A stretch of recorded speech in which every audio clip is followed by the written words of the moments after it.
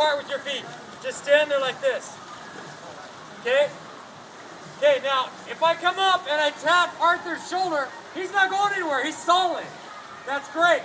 So that's the same concept when you back your foot up now.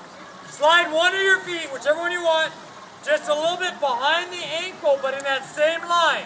So don't move it in. Keep it out a little bit. And slide it back a little bit. Okay, good. Now, Aaron, I want you to be the bad example, would you? Can you put your foot behind the other foot? So a lot of people want to do this position, foot behind the foot. I'm ready to go, coach. Now watch. Watch. I'm going to come up, and I'm just going to tap her a little bit, and she's falling over. Okay, that means she lost power already. Okay, now put your foot where it's supposed to be. Now look, if I touch her here now, I could push probably pretty hard. She's not going anywhere. Especially on a windy day, you don't want to be up on the block going, okay, that's no fun. So you got your position. Your back foot, lift that heel up just a tiny bit. Okay, that gets your center of gravity forward a little bit, and it allows you to move your knee a little bit. So can you move your knee a little bit on your back leg? Okay, so now make sure that your feet and your knees are pointed forward. Okay, I don't want anybody doing this. Like, all right, coach. Okay, I don't want that. I want it right here, straight, pointed forward. Okay, you're still hip width apart. Now, okay, Arthur, just slide that foot out just a tiny bit more sideways. Cool. All right, look down between your 2 feet. Where is the center line going forward? So for Arthur, I see it right here. It's between his 2 feet, right here. That is where your head should come down towards. In the center. Not over 1 foot, but in the center. Okay? That's where your head's going to come down towards.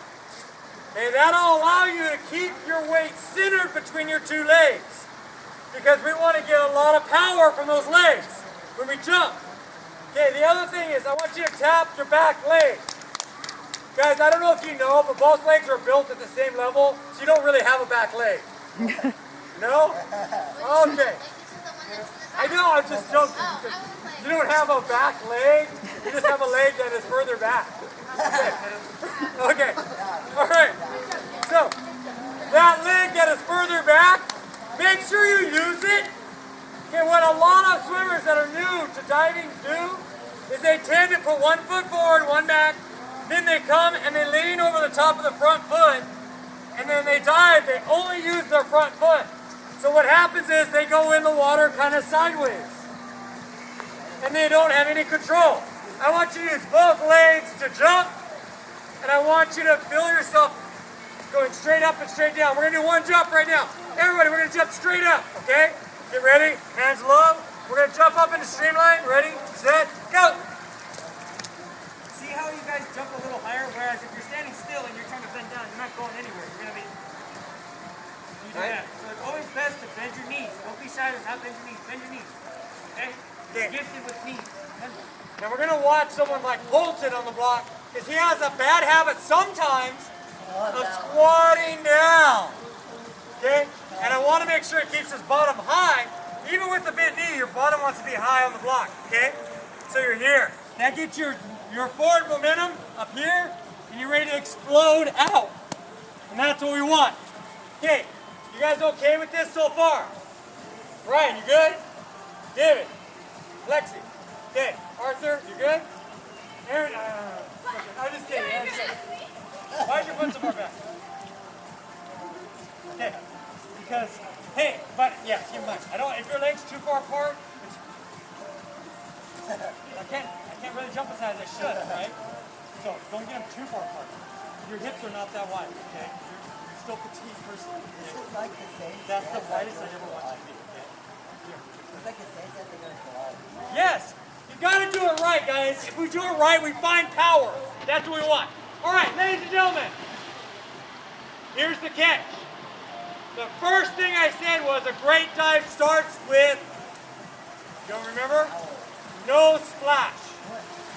So, when you dive in, you don't want a lot of splash. Splash is resistant. If you belly flop, that's a lot of resistance. Okay? So we're going to do an easy dive, and then we'll build power on each one, okay? So the first one, I want you guys to think streamline hands. And if you're not used to diving, you will do this and go. If you're used to diving, give me a nice one where you're just there. You're just gonna go. Right? As long as you do this, as long as when you're moving your hands forward, you're getting them together. The one dive that I despise more than any other is this. Yeah. Because when you do a butterfly arm, you have 1 instant to find your hands in the right spot. And you're going to miss it most of the time. Okay? So you have to go forward. Okay? Forward with your hands in the streamline. First one, first dive. Start with your hands together. Do your dive, okay? Okay, swimmers, to your block, please. You're gonna dive in, do underwater, do 2 strokes and stop. Okay? Freestyle, right now. Okay, remember what I said though. We're not gonna do a full dive. In that, we're not gonna come down and grab the block. I want hand over hand, streamline hands. Show me your streamline hand, guys. Okay, we're here. You're gonna go through that. That's all you're gonna do, okay? I want to see no splash. So don't worry about how fast I can get off the block. Make sure you try to have no splash. Okay? The best dives I've ever seen, they come out, they drop their hands and head into the water right there. Are we trying to go outward or down right now? Outward. Out. You want to go in. There's an S, right? And there's the water. Try to go through a hole that's about this big. That's it. Okay? Swimmers, nice, smooth dive. I want no splash. Start with streamline hands. Ready, set, go. No, 2 strokes.